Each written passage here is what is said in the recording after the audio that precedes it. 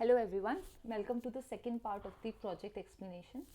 First part में हमने देख लिया था कि आरएनएन मॉडल को अगर प्रोसेस करना, आरएनएन मॉडल में अगर डेटा को प्रोसेस करना है तो we have to provide the data in a particular format. तो फर्स्ट पार्ट में क्या देखा था हमने कि हमारे पास दो चीज़ें हमें मिल गई है, एक तो हमें लिस्ट मिल गई है और दूसरी हमें डिक्शनरी मिल गई है। जो लिस्ट है हमारे पास, उसमें हमारे पास ऑल कैटेगरीज की नाम की एक लिस्ट है जिसके अंदर सारी कैटेगरीज हैं, सारी लैंग्वेजेस हैं जो हमारे प्रोजेक्ट में अवेलेबल है, जो हमारे डेटा सेट में अवेलेबल है। So these are all the categories, these are basically there are 18 categories of those languages, right? Greek, German, Korean and etcetera. ये होगी पहली चीज़। और दूसरी हमें कौन सी चीज़ मिल गई है? That is the dictionary. Dictionary का नाम है कैटेगरी लाइन्स। इसको हमने देख लिया था। So if I print the items of the dictionary, इसमें क्या होगा? पहला ग्रीक है, ग्रीक इज द की, और उसके अंदर फर्स्ट 5 वर्ड्स जो ग्रीक लैंग्वेज को बिलोंग करते हैं वो आ गए।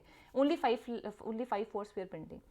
सेकेंड है जर्मन, जर्मन के 5 वर्ड्स आ गए। तो ऐसे सारी लैंग्वेजेस जो है उसके सारे वर्ड्स आपने प्रिंट कर दिए, 5 वर्ड्स आपने प्रिंट कर दिए, राइट? इतना हमने कर लिया था।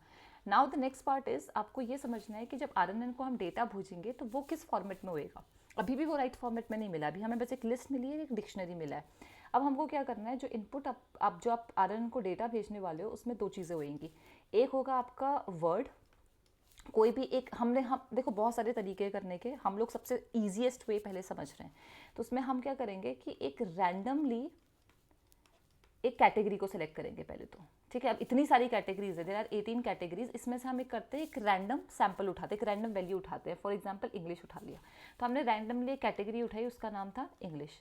अब इस इंग्लिश कैटेगरी के अंदर रैंडमली बहुत सारे वर्ड्स हैं, तो उनमें से कोई भी एक वर्ड आपने उठा लिया। फॉर एग्जाम्पल अगर आप देखोगे यहाँ पे इंग्लिश कैटेगरी के अंदर बहुत सारे वर्ड्स हैं, these are the 5 starting words. इसमें से आपने, या सारे वर्ड्स में से कोई भी एक रैंडम वर्ड का आपको सिलेक्शन करना है और उसको एज अ डेटा आपको भेजना है, ठीक है? तो हमने कोई भी एक वर्ड उठा लिया, सपोज एबी। तो ये वर्ड और ये कैटेगरी, तो अब हमारे पास कैटेगरी के नाम पे क्या हो गया है? इंग्लिश, और वर्ड के नाम पे आ गया है एबी। ये दो चीज़ें मुझे पास करनी है किसको? आरएनएन को, right?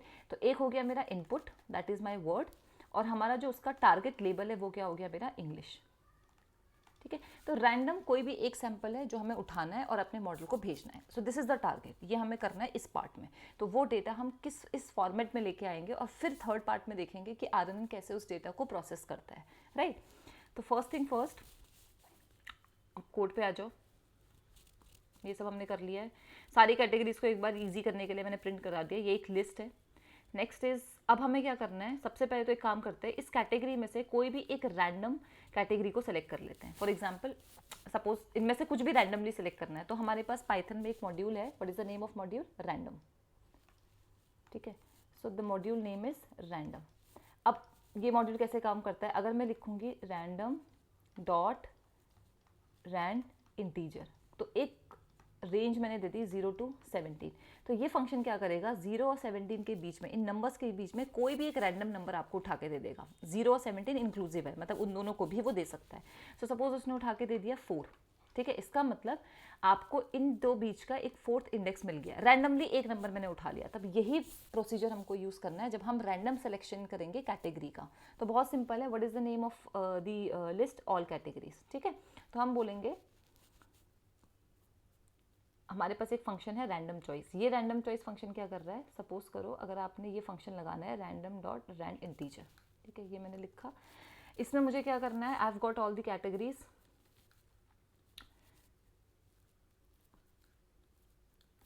These are my categories, और मैं बोलती हूँ कि मुझे इस कैटेगरी में से कोई एक रैंडम कैटेगरी को सेलेक्ट करके दो, राइट? तो ये एक लिस्ट है, तो मैंने बोला रैंडम नंबर ढूंढो 0 से लेकर, अच्छा लिस्ट के मुझे पता है कि आइटम्स जो होंगे वो उनकी जो इंडेक्सिंग होती है वो कहाँ से शुरू होती है? 0 से। तो हमारा जो भी लैंग्वेजेस, जो भी आपकी लिस्ट में आइटम्स है उसकी इस तरीके से इंडेक्सिंग हुई हुई है।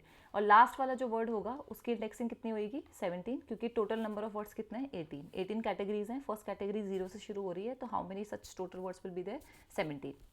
Total indexes will be there 0 to 17, right? तो पहला वाला जो इंडेक्स है वो किसको रिप्रेजेंट कर रहा है? ग्रीक वर्ड को। सेकेंड वाला जो इंडेक्स है वो किसको रिप्रेजेंट कर रहा है? जर्मन को, ठीक है? थर्ड वाला जो है वो किसको रिप्रेजेंट कर रहा है? कोरियन को, and so on.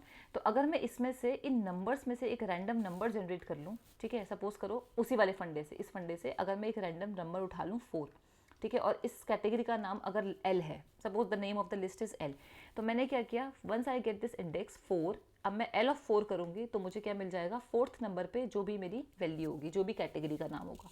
So very straight forward, वही चीज़ हमने करनी है। यहाँ पे आपने एक रैंडम नंबर पास करा, अब आपने बोला कितना, अब हम यहाँ पे मैनुअली 17 तो नहीं डालेंगे, मुझे पता है कि अभी मेरी कैटेगरीज 18 है, बट अगर आप काम करोगे आगे तो ये कैटेगरी ज़्यादा भी हो सकती है, this can be 100, this can be 200, तो आपको कैसे पता चलेगा कि कितने इसमें आइटम्स हैं। तो सिंपल सी बात है, आप बताओ length of L, length of L का क्या मतलब है, इस पूरे की लेंथ कितनी है, तो यहाँ कितना हो जाएगा 18, बट हमारा लास्ट इंडेक्स कौन सा है 17, तो हम लिखेंगे लेंथ ऑफ एल -1, तो ये हो जाएगा, इसमें से अब 0,17 में से एक रैंडम नंबर मुझे मिल जाएगा। ठीक है, सपोज वो रैंडम नंबर मुझे मिल के आया, इसमें रिप्लेस कर रही हूँ, suppose the random number is 4।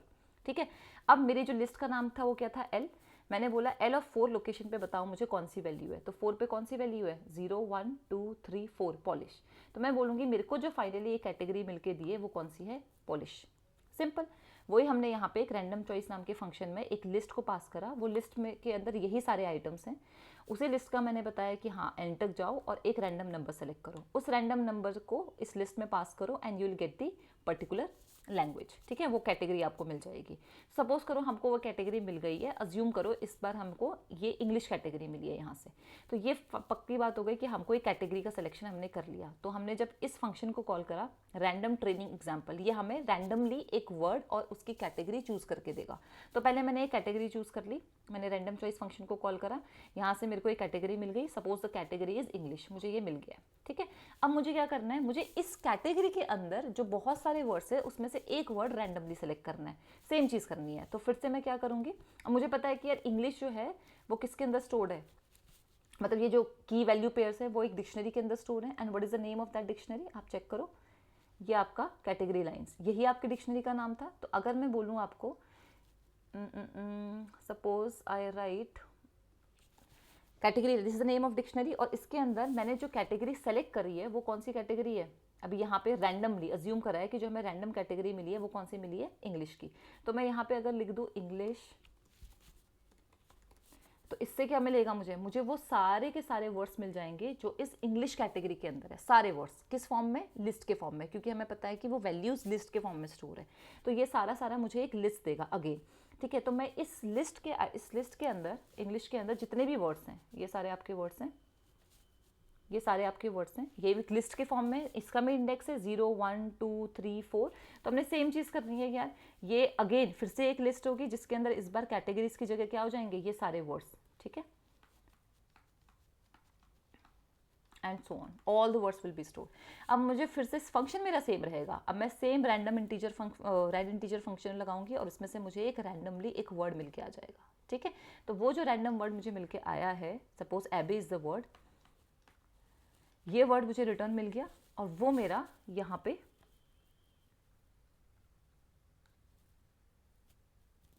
Word आ गया रैंडम चॉइस में। आपने इस बार जो पास करा है वो सिर्फ एक लिस्ट पास करी है, उस लिस्ट के अंदर कितने हैं, सारे के सारे वर्ड्स हैं उस इंग्लिश वाली लैंग्वेज के। तो जो भी कैटेगरी यहाँ पे सिलेक्ट होगी ना, वो आपको बेसिकली वो डिक्शनरी से वो लिस्ट को एक्सट्रैक्ट करना है और वापस से इस फंक्शन को भेज देना है। ठीक है, और ये मेथड आपको रिटर्न करके दे देगा एक वर्ड। तो मेरे को दो चीज़ें मिल गई है, एक कैटेगरी और उसका वर्ड, राइट। तो मेरे को क्या मिल गया है, एक कैटेगरी, सपोज वो कैटेगरी है इंग्लिश, और हमें जो वर्ड मिला है वो वर्ड है हमारे पास सपोज एबी। ये दो चीज़ें मिल गई हैं। ठीक है, इसका मतलब एक सैम्पल ट्रेनिंग एग्जाम्पल मेरे पास रेडी है, जो मैं किसको दे सकती हूँ, RNN को। सैम्पल ट्रेनिंग में मेरे पास क्या हो गया, एक वर्ड और उसका टारगेट लेबल बोल लो या कैटेगरी बोल लो। अब वर्ड तो तुम्हारे पास क्या है, वर्ड है हमारे पास एबी, लेबल है मेरे पास इंग्लिश। अब नेक्स्ट क्वेश्चन ये आता है, क्या मैं इस वैल्यू को, क्या मैं इस रैंडम जो मैंने रैंडमली एक सैम्पल ट्रेनिंग एग्जाम्पल सेलेक्ट करा है उसको मैं सीधे भेज सकती हूँ RNN पे, नहीं। ये अगेन ये इट रिप्रेजेंट्स व्हाट, कैरेक्टर्स, या फिर एक वर्ड को रिप्रेजेंट कर रहा है, और हमें RNN मॉडल को प्रोसेस करवाने के लिए आपको नंबर्स भेजने पड़ेंगे। ठीक है, टेंसर के फॉर्म में। तो टेंसर क्या है, कुछ नहीं, एरे है, एरे के फॉर्म में आप नंबर्स भेजोगे, ये वर्ड्स नहीं भेजोगे, words can not be process by RNN। अब नेक्स्ट टारगेट है यार, इसको ना कन्वर्ट करो किस में, नंबर्स में। अब वो कैसे करेंगे, सो फर्स्ट कोड देख लो, इतना पार्ट हमारा कंप्लीट हो गया है। इतना पोर्शन, ठीक है। अब यहाँ पे हम लोग क्या करेंगे, टेंसर में कन्वर्ट करेंगे। तो ध्यान से देखना, मैंने कैटेगरी नाम रखा है और कैटेगरी टेंसर। कैटेगरी टेंसर मतलब एक एरे बना दो, सेम उस वर्ड के लिए एक वर्ड टेंसर है, मतलब उस वर्ड का एक एरे बना दो, वो इंपॉर्टेंट है। सबसे पहले कैटेगरी टेंसर है, उसे कैसे बनाएंगे एरे? सिंपल है, अगर आपका इंग्लिश एक वर्ड है, सारी कैटेगरीज को उठा लो। कितनी कैटेगरीज है हमारे पास? इतनी सारी कैटेगरीज है। अगर मुझे हर कैटेगरी को एक नंबर से रिप्रेजेंट करना है तो सबसे आसान तरीका क्या हो सकता है? सबसे इजी तरीका है कि आप इसके इंडेक्सेस देखो। ग्रीक 0 इंडेक्स पे प्रेजेंट है, जर्मन 1st इंडेक्स पे प्रेजेंट है, कोरियन 2nd इंडेक्स पे प्रेजेंट है, एंड सो ऑन। ये तो मुझे पता है, तो मैं कुछ नहीं करूंगी, मैं इस लिस्ट में से उस इंडेक्स को निकाल दूंगी जहां मेरी वो कैटेगरी प्रेजेंट है, और वही मेरा यूनिक रिप्रेजेंटेशन हो जाएगा उस वर्ड का, राइट। फॉर एग्जाम्पल, अगर मैं लिखूँ ऑल कैटेगरीज,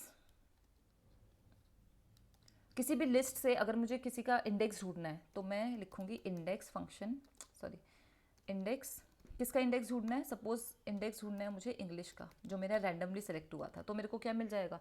जो भी इस कैटेगरी का इंडेक्स होगा। तो मुझे पता है कि फर्स्ट का इंडेक्स 0 है, तो लास्ट वाले का इंडेक्स कितना होगा? 17, और सेकंड लास्ट का कितना होगा? 16। तो मुझे मिल गया कि इंग्लिश को रिप्रेजेंट करने के लिए मेरे पास जो नंबर है वो 16 है।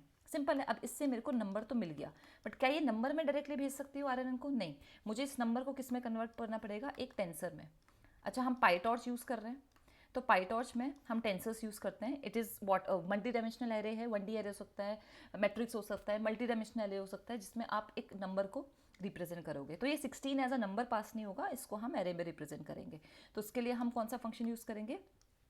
पाईटॉर्च का टॉर्च मॉड्यूल आप इंपोर्ट कर लोगे। Torch module torch dot tensor.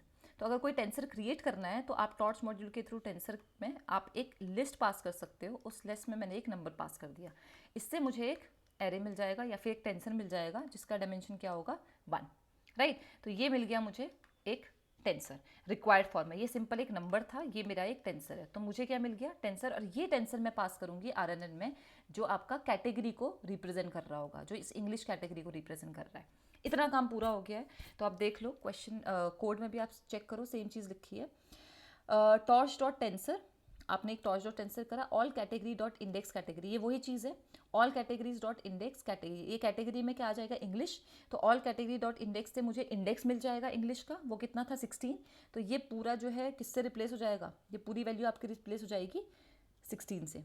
तो अब आपने क्या करा? एक टेंसर बना दिया जिसमें जो एलिमेंट है वो क्या है? 16, ठीक है। तो यहाँ पे एक एरे बन चुका है। अब उसके बाद आपने बोला कि उस एरे, वो जो 16 है, उसको आप किस तरीके से, is it N integer number और इट्स अ लॉन्ग व्हाट, क्या है डेटा टाइप क्या है? तो हम 16.0, इट्स अ लॉन्ग, ठीक है। तो जनरली जब आप कैटेगरी को या किसी लेबल को रिप्रेजेंट करते हो तो उसको लॉन्ग के फॉर्मेट में करते हो। डिफॉल्ट इज फ्लोट 32, ठीक है। तो बट हम कौन सा फॉर्मेट यूज़ करेंगे? Data type long. तो इसलिए हमने यहाँ पर क्या दे दिया? D type is equals to torch dot long. ये कंप्लीट हो गया हमारा। इस पूरी लाइन से हमें एक टेंसर मिल चुका है, उसका नाम हमने रखा कैटेगरी टेंसर। अब बहुत आसान है, हमने जस्ट अ सेकेंड, हाँ, एक चीज़ तो हमारी कंप्लीट हो गई है। हमें टेंसर मिल चुका है किसका? कैटेगरी का। अब हमें टेंसर किसका क्रिएट करना है? वर्ड का, ठीक है। तो ये कंप्लीट हो गया है, this is done, this is done. अब ये हमें बनाना है। अब हमारे पास वर्ड है, सपोज अभी एबिन ने लेके एक सिंपल सा वर्ड लेते हैं एडम, जिसमें 4 ही कैरेक्टर्स है। तो इंग्लिश का सपोज एक वर्ड था एडम, अब इसको कन्वर्ट करना है मुझे टेंसर में। इसको कैसे कन्वर्ट करेंगे? This is very important. ये हो गया कन्वर्ट, ठीक है। इसका हमें मिल गया है, इसका जो लेबल है, जस्ट अ सेकेंड,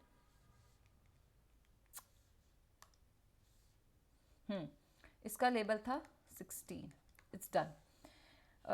इसका रिप्रेजेंटेशन, अब एडम का रिप्रेजेंट करने के लिए हम पहले तो एक बार फॉर्मेट देख लो, इसको कैसे रिप्रेजेंट करेंगे। हम ए को, डी को, ए को और एम को इंडिविजुअली रिप्रेजेंट करने वाले हैं। तो ए को रिप्रेजेंट करने के लिए हम एक एरे यूज़ करेंगे, सेम डी को रिप्रेजेंट करने के लिए एक एरे है, ए को रिप्रेजेंट के लिए एरे है, और एम को रिप्रेजेंट करने के लिए भी एक एरे है, राइट। अब ये ए को कन्वर्ट करना पड़ेगा किसमें? नंबर्स में। डी को कन्वर्ट करना पड़ेगा नंबर्स में, ए को कन्वर्ट करना पड़ेगा नंबर्स को, एम को कन्वर्ट करना पड़ेगा नंबर्स में। अब मैं ये क्यों बोल रही हूँ? क्योंकि याद करो हमारा जो प्रोजेक्ट है वो कैरेक्टर लेवल इंडेक्सिंग कर रहा है, मतलब कैरेक्टर बाय कैरेक्टर प्रोसेस करने वाला है। आरएनएन को हम पूरे वर्ड को नहीं देंगे, इंडिविजुअल कैरेक्टर को देंगे, और वो कैरेक्टर बाय कैरेक्टर प्रोसेसिंग करने वाला है। तो इसीलिए हम एक कैरेक्टर को उठा के उसको कन्वर्ट कर रहे हैं किसमें? नंबर्स में, ठीक है। इसके लिए हम यूज़ करेंगे one hot encoding technique, which is very straight forward, ज़्यादा कुछ करना नहीं है। तो आप खुद सोचो, अगर मेरे पास बहुत सारे वर्ड्स हैं कितने भी वर्ड्स आप उठा लो, ABCD के, उसमें पॉसिबल कैरेक्टर्स कौन कौन से हो सकते हैं? हमने देखा हुआ है कि हमने जो कैरेक्टर्स लिए अपने डेटा सेट में वो ABCD Z तक हो सकते हैं, लोअर केस Z, 26 तो ये कैरेक्टर्स हो सकते हैं। बाकी मेरे कैपिटल लेटर्स हो सकते हैं जो मैंने रिटेन करे हुए हैं, वो कितने हो सकते हैं? रेस्ट 26। रिमेनिंग मैंने कुछ एक्स्ट्रा कैरेक्टर्स भी अलाउ करे हुए हैं अपने डेटा सेट में, और वो कौन कौन से हैं? एक डॉट है, पीरियड है, एक सेमी कॉलन है, एक आपका, let's check, I don't actually remember this. So अगर आप ऊपर जाओगे तो आपको मिल जाएगा कि आपका जो डेटा है उसमें कितने वो हैं इंडेक्सेस, कितने लेटर्स हैं। तो ये मेरे सारे लेटर्स हैं, all letters. So I will go and print this.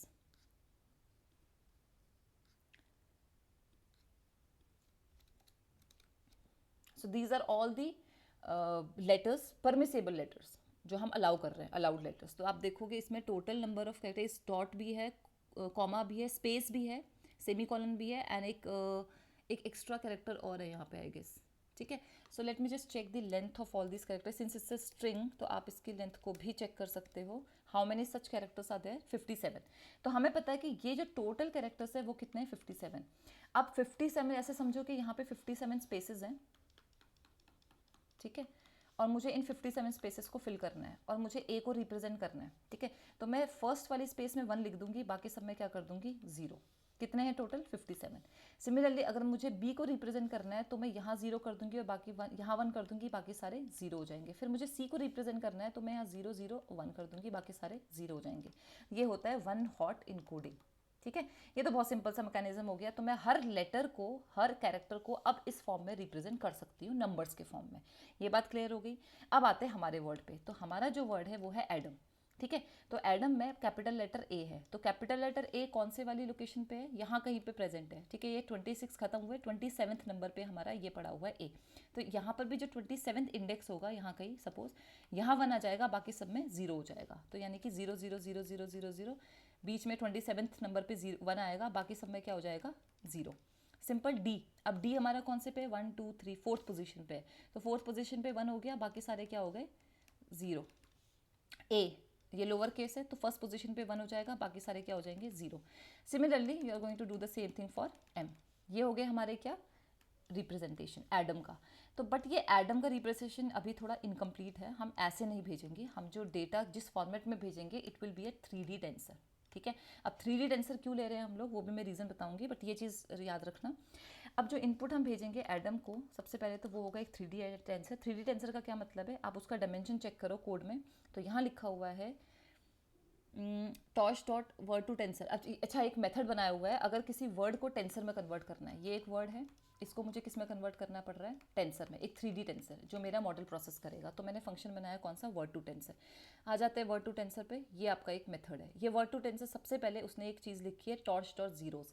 सबसे पहले आप एक 3D एरे को क्रिएट करोगे, एक रैंडम तो नहीं, एक 3D एरे जिसमें सारे जीरोस फिल्ड है। ठीक है, तो अगर आपको ऐसा कोई टेंसर बनाना है जिसमें सारे एलिमेंट 0 है और एक 3D टेंसर बनाना है, तो आपके पास अगेन टॉर्च मॉड्यूल यूज़ करो, डॉट जीरोस मेथड यूज़ करो। उससे पहले हमने कौन सा मेथड यूज़ किया था? टॉर्च डॉट, जब हमने नॉर्मल कैटेगरी के लिए बनाया था, इंग्लिश के लिए बनाया था। ठीक है, तो हमने क्या लिखा था? This is the first line. दोनों में डिफरेंस है, ध्यान देना। टॉर्च डॉट जीरोज है, बट हम जब पहले यूज़ कर रहे थे टॉर्च डॉट टेंसर यूज़ किया था। टॉर्च डॉट टेंसर से हम कुछ नहीं करते हैं, हम एक multi dimensional array, 1D array, 2D array बना सकते हैं। बस उसके अंदर हमने क्या पास कर दिया था? एक लिस्ट। तो अगर मैं 1 पास कर रही हूँ तो मुझे एक एरे बन जाएगा जिसके अंदर 1 आ गया। टॉर्च डॉट जीरो से क्या होगा? हमें एक एरे मिलेगा जिसमें सारे एलिमेंट्स क्या होंगे? 0 होंगे। ठीक है, बस यहाँ बता दो कि उसका डायमेंशन क्या होना चाहिए। तो मुझे एक एरे मिलने वाला है, टेंसर मिलने वाला है जिसमें सबको 0 होगा। Now what will be the dimension? मैंने अभी बताया कि अगर किसी भी वर्ड को रिप्रेजेंट करना है तो उसको 3 डायमेंशंस होंगे उसके। अब तीनों डायमेंशन क्या रिप्रेजेंट करेंगे, अभी ध्यान से देखना। पहला डायमेंशन होगा इस वर्ड के अंदर कितने कैरेक्टर्स हैं? 4। सेकेंड डायमेंशन 1 होगा, ये मैं बता दूंगी क्या है। थर्ड डायमेंशन होगा कि हर कैरेक्टर को रिप्रेजेंट करने के लिए आप कितने लेटर्स यूज़ कर रहे हो। We are using 57 unique positions, तो 57 हो जाएगा मेरा। बेसिकली ये फीचर्स है। तो ये हमारे 3 चीज़ें हैं। इतना डायमेंशन का मेरा एक एरे बनेगा, 3D एरे, 3D टेंसर। इसको मैं अगर तुम्हें वैसे दिखाऊं विजुअली, तो ये कैसे दिखाई देता है? इसका मतलब 4 स्लाइसेस हैं और हर स्लाइस का डायमेंशन कितना है 1 क्रॉस 57। मतलब 4 स्लाइसेस मतलब 3D एरे को रिप्रेजेंट, 3D एरे को इमेजिन करो, पहली वाली स्लाइस है उसके अंदर पहला इतनी रोज है, इतने कॉलम्स हैं, तो एक रो है और कितने कॉलम्स हैं 57। दूसरी स्लाइस आई, ये एक 2D एरे है, ठीक है। फिर एक 2D एरे आया जिसमें कितनी रोज हैं 1 रोज हैं और कितने कॉलम है 57। फिर एक थर्ड स्लाइस आई, इसके अंदर कितनी रोज हैं 1 रोज हैं एंड 57 कॉलम्स हैं। फिर एक फोर्थ स्लाइस आई, उसके अंदर कितनी रोज हैं 1 रो है एंड 57 कॉलम्स है। और ऐसी कितनी स्लाइसेस हैं, ऐसी 4 स्लाइसेस हैं। तो आप बोलोगे इट्स अ 3D एरे जिसमें 4 स्लाइसेस है और हर स्लाइस का जो डायमेंशन है, हर स्लाइस जो है वो खुद एक 2D एरे है जिसका डायमेंशन है this number of rose and this number of columns, right. ये पूरा एक बन जाएगा आपका एक 3D एरे। अब तुम्हें समझ में आ रहा है कि ये ADAM, ए को रिप्रेजेंट करना है तो ये फर्स्ट लोकेशन में जाओगे। अभी ये स्टार्टिंग में सारे जीरोज हैं, कितनी लोकेशन है 57 है, सब जीरोज हैं, ये भी सारे जीरोज हैं, ये भी सारे जीरोज हैं, ये भी सारे जीरोज हैं। अब हमें रिक्वायर्ड पोजीशन पे जाना है और इस कैपिटल ए जहाँ पर भी आ रहा है, जिस भी पोजीशन पे आ रहा है उसे 1 कर देना है। फिर डी है, ये फोर्थ पोजीशन पे 1 कर देना है। फिर ए फर्स्ट पोजीशन पे 1 कर देना है, ठीक है। तो फिलहाल हमने क्या किया, सारा अपना एक टॉर्च डॉट टेंसर, ये टॉर्च डॉट जीरोस करके हमने एक टेंसर बनाया और ये एक 3D टेंसर होगा। तो ये एक 3D टेंसर होगा। अच्छा, ये 1 का क्या मतलब है? ये 1 का मतलब ये है, अभी तो आपको लग रहा है ये एक रो है, ये एक रो नहीं है, बेसिकली ये बैच साइज रिप्रेजेंट करता है, ठीक है। अभी हम लोग बैचेस में डील नहीं कर रहे हैं, बट आप रियल टाइम में आप बैचेस में डेटा को भेजोगे। तो अभी हम लोग ये एज्यूम कर रहे हैं कि हमारे एक बैच में एक ही सैंपल है। मतलब मैं RNN को जब अपना मॉडल को डेटा दे रही हूँ तो मैंने एक ही सैंपल भेजा, एक ही इनपुट और उसका एक ही टारगेट आउटपुट। जैसे मैंने फर्स्ट वर्ड भेजा एडम और उसके साथ मैंने क्या भेजा कि ये एडम कौन से लैंग्वेज को बिलोंग करता है, इंग्लिश। तो मैं अभी एक ही सैंपल भेज रही हूँ ना, इसलिए मैंने यहाँ लिख दिया 1। बट नॉर्मली आप क्या करते हो, बैचेस में डेटा भेजते हो। तो यहाँ पे होता है कि यार एक बैच में क्या साइज होगा, ठीक है। अगर 32 है तो मतलब 32 सैंपल्स को आपने एक साथ भेजना है। This is what it this means. ये जो सेकंड वाला जो डायमेंशन है वो ये रिप्रेजेंट कर रहा होता है। अभी के लिए हम सिंप्लिसिटी के लिए सिर्फ एक सैंपल इनपुट को भेज रहे हैं, इसलिए यहाँ पे क्या लिख दिया 1, ठीक है। तो ये चीज़ कंप्लीट हो गई। अब हमें क्या करना है, सिर्फ इन वैल्यूज़ को रिप्लेस करना है। वैल्यूज़ को रिप्लेस करने के लिए let's look at the code. अब आप एक सिंपल सा कोड लिखने वाले हो। अब आप खुद बताओ कि अगर ये एक 2D एरे है, ये भी एक 2D एरे है। Now how many slices were there, there were 4 slices Adam को रिप्रेजेंट करने के लिए। 3D एरे है, ठीक है, और इसका नाम है टेंसर। अब मैं बोलती हूँ कि यार मुझे ADAM को रिप्रेजेंट करना है, तो इस फर्स्ट वाले इसमें जाओ, फर्स्ट वाले 2D एरे में जाओ, फर्स्ट वाली स्लाइस में जाओ और जहाँ पर भी कैपिटल A की पोजीशन है वहाँ पे 1 कर दो। फिर सेकंड वाली स्लाइस में जाओ, तो मैं क्या लिखूंगी, टेंसर के कौन सी लोकेशन में जाना है, फर्स्ट स्लाइस में, मतलब 0th स्लाइस में जाना है। ये फर्स्ट स्लाइस है, सेकंड स्लाइस है, थर्ड स्लाइस है, तो मुझे 0th स्लाइस में जाना है। और कौन सी रो में जाना है, इसमें एक ही रो है तो आप 0th रो में जाना है। और कौन से कॉलम में जाना है, अब ये कैसे पता चलेगा कि 57 कॉलम्स में से किस कॉलम को 1 करना है। तो मुझे देखना पड़ेगा कि ए का जो इंडेक्स है ना वो कौन सा है, ठीक है। तो ए का इंडेक्स कैसे पता चलेगा, हमें पता है कि ये सारे जो लेटर्स हैं ऑल लेटर्स करके, just a second,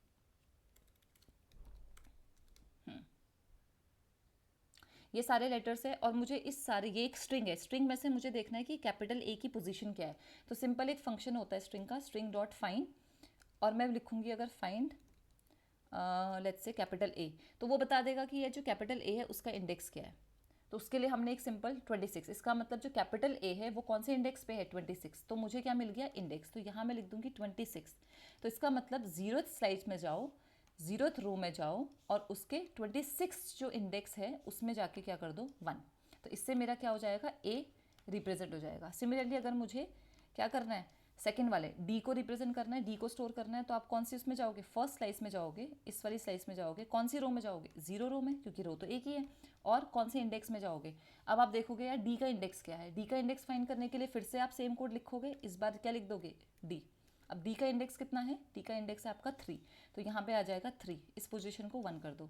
similarly third वाले में भी सेम चीज़ करोगे, सेकंड स्लाइस में जाओगे, तब थर्ड स्लाइस में जाओगे, 0th रो में जाओगे और ये ए लोअर केस ए का इंडेक्स होगा तुम्हारा 0, क्योंकि सबसे पहले है, इज इक्वल टू 1 कर दो। अब इसको एक जेनरिक फॉर्म में लिखना है तो क्या लिख सकते हो, टेंसर, यहाँ लिख दोगे आई 0 1 2, ये बढ़ता रहेगा, ठीक है। आई क्या रिप्रेजेंट कर रहा है, कितने नंबर ऑफ कैरेक्टर्स हैं, ADAM, तो यहाँ कितने कैरेक्टर्स हैं 0 1 2 3। हम एक लूप लगा देंगे फॉर आई इन एडम, ठीक है, अब इसको थोड़ा सा चेंज करना पड़ेगा क्योंकि आई रिप्रेजेंट कर रहा है तुम्हारा इंडेक्स 0। अब ये हमारा आई से रिप्लेस हो जाएगा 0 1 2, तो यहाँ लिख देंगे आई। ये सेकंड पोजीशन 0 कांस्टेंट रहेगी क्योंकि हमें पता है कि रो हमारे पास एक ही है। थर्ड हम लोग जो पोजीशन है ये 26 3 और 0, ये डिपेंड करेगा कि हमारा इंडेक्स क्या है। इसके लिए एक अलग से फंक्शन बना सकते हो जिसमें आप क्या करोगे, इंडेक्स निकाल लोगे। सिंपल है, जो मैंने अभी आपको बताया था, ऑल लेटर्स डॉट इंडेक्स, उसमें ए को पास कर दो।